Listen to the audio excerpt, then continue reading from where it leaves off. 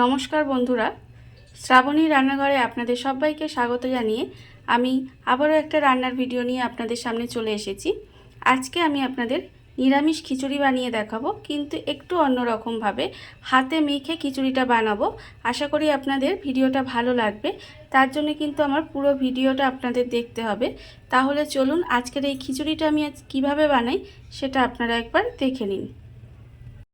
খিচুড়িটা বানানোর জন্য প্রথমে আমি এখানে একটা কড়া নিয়ে নিয়েছি। কড়ার মধ্যেই আমি খিচুড়িটা বানাবো, সেই জন্য আমি কড়ার মধ্যেই কিন্তু মাখবো। এখানে আমি নিয়েছি প্রথমে গোবিন্দভোগ চাল। গোবিন্দভোগ চালটা আমি এখানে ধুয়ে রেখেছি ভালোভাবে। সেই চালটা আমি প্রথমে কড়ার মধ্যে দিয়ে দেব। চালটা আমি এখানে নিয়ে নিয়েছি। এবার আমি এর মধ্যে দেব মুগের ডাল। এখানে আমি 250 গ্রাম গোবিন্দভোগ চাল নিয়েছি, আর তার জন্য কিন্তু আমাকে 250 গ্রাম মুগের ডাল নিতে হবে। এবারে ডালটা কিন্তু আমি একটু শুকনো কলায় ভেজে আর ধুয়ে রেখে দিয়েছি, সেই ডালটাও কিন্তু আমি এর মধ্যে দিয়ে দেব। চাল আর ডালটা আমি এখানে নিয়ে নিয়েছি। এবার আমি এর মধ্যে দিয়ে দেব একটু গোটা গরম মশলা, আর দেব আমি এখানে একটা বড় সাইজের টমেটো কুচি করে রেখেছি, সেটা দিয়ে দেব আমি এখানে আদা বাটা। এখানে প্রায় 1.5 চামচের মতো আদা বাটা আছে, সেটা আমি এখানে দিয়ে দিলাম। দেব আমি এখানে 4টে কাঁচা লঙ্কা, আর দেব আমি এখানে গুঁড়ো মশলা। গুঁড়ো মশলা এখানে আছে আমার 1 টেবিল চামচ হলুদ গুঁড়ো, 1/2 টেবিল চামচ লঙ্কা গুঁড়ো, আর 1/2 টেবিল চামচ কাশ্মীরি লঙ্কার গুঁড়ো, 1 টেবিল চামচ জিরের গুঁড়ো, আর 1 টেবিল চামচ ধনের গুঁড়ো। সেগুলো আমি এর মধ্যে দিয়ে দিলাম।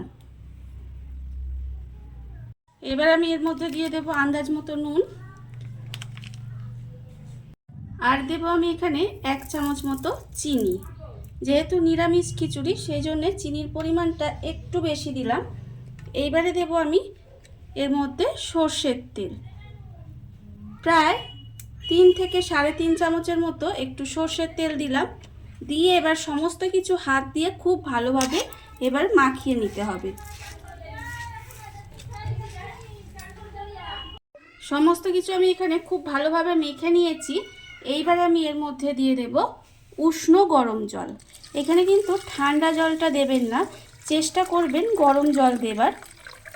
এখানে প্রায় 250 থেকে 300 মতো আমি গরম জল দিলাম। দিয়ে এবারে আমি এটাকে গ্যাসে বসিয়ে দেব।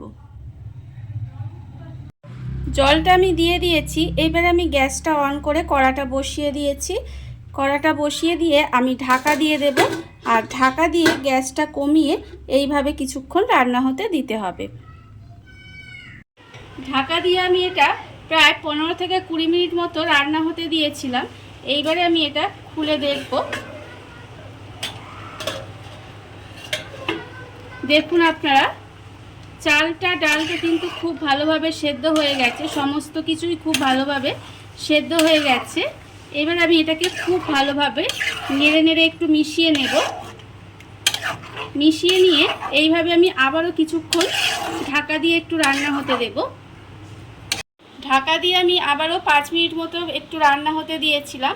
এইবারে আমি নামানোর আগে এর মধ্যে দিয়ে দেব 1/2 চামচ মতো একটু গরম মশলার গুঁড়ো, আর আমি এর মধ্যে দেব একটু ঘি। দিয়ে এবারে এটা খুব ভালোভাবে মিশিয়ে দেব।